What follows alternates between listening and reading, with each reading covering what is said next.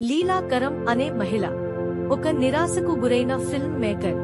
గత కొన్ని సంవత్సరాలుగా ఆమె సినిమాలలో కొత్త ఆవిష్కరణలు, ఆలోచనలు లేక అన్ని నిరాశను మిగిల్చాయి. ఆమె తన కెరీర్ దాదాపు చివరి దశకు చేరుకుంది. అప్పుడు ఆమెకు ది ఫ్యూచర్ అనే సంస్థ కొత్త టెక్నాలజీతో ఆవిష్కరించిన డ్రీమ్ రికార్డర్ అనే పరికరం గురించి తెలిసింది.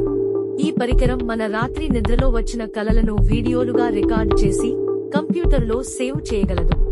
ఫిల్మ్ మేకర్ కావడంతో లీలా తన కలలో వచ్చే అద్భుత దృశ్యాలను రికార్డ్ చేసుకుని తన తదుపరి సినిమాలలో ఉపయోగించాలని నిర్ణయించుకుంది.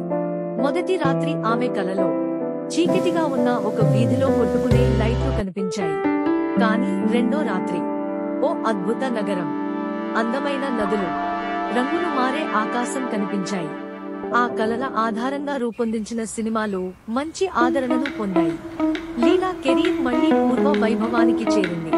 అయితే రోజులు గడిచే కొద్దీ లీలా కలలు మరింత ఊహకందని విధంగా తయారైనయి. ప్రతి కలలో ఒక ముసుగు మనిషి కనిపించటం మొదలైంది. అతను కదిలేవాడు కాదు, కాని తనకు అర్థం కాని భాషలో ఏదో గొనుగుతూ ఉండేవాడు. లీలా తన కలల చిత్రాలతో మై డ్రీమ్ వరల్డ్ అనే షార్ట్ ఫిల్మ్ రూపొందించింది. ఇది ప్రపంచవ్యాప్తంగా ప్రజలను ఆకట్టుకుంది. అయితే ప్రజలు ఆమె కలల్లో కనిపించే ముసుగు మనిషి గురించి అనేక అనుమానాలు వ్యక్తం చేశారు. కొందరు అతను లీలాను భయపెట్టాలని చూస్తున్నాడని, మరికొందరు అతను ఆమెకు ఏదో చెప్పాలని ప్రయత్నిస్తున్నాడని అనుకుంటారు. ఆ తరువాత లీలా కలలు నిజ జీవితంలోనికి రావటం మొదలైంది. కలలలోని నగరాలు, అందమైన నదులు ఆమె నిజ జీవితంలో ఎదురవుతున్నట్లు అనిపించాయి.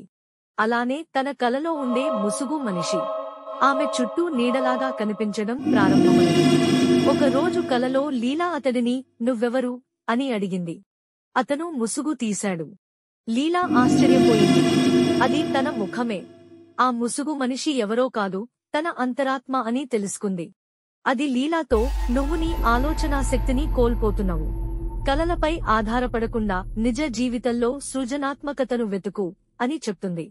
లీలాకు తను పూర్తిగా కలలలో వచ్చే ఊహలపైనే ఆధారపడటం మంచిది కాదు అని అర్థం చేసుకుంటుంది. ఆ రోజు నుండి లీలా డ్రీమ్ రికార్డర్ ను పక్కన పెట్టి వాస్తవిక కథలతో సినిమాలు తీయడం ప్రారంభించింది. అవి మరింత ప్రజాదరణ పొందడంతో ఆమె కోట్లాది అభిమానుల మనసు గెలుచుకుంది. టెక్నాలజీ ఉందని మనం సొంతంగా ఆలోచించడం వదలకూడదు. టెక్నాలజీని మన ఆలోచనలకు జోడించి రెండింటినీ సమన్వయం చేయడం అవసరం అని ఈ కథ తెలియజేస్తుంది.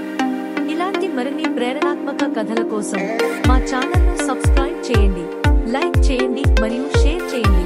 Thank you friends. ఇలాంటి డ్రీమ్ రికార్డర్ నిజంగా మార్కెట్లోకి వస్తే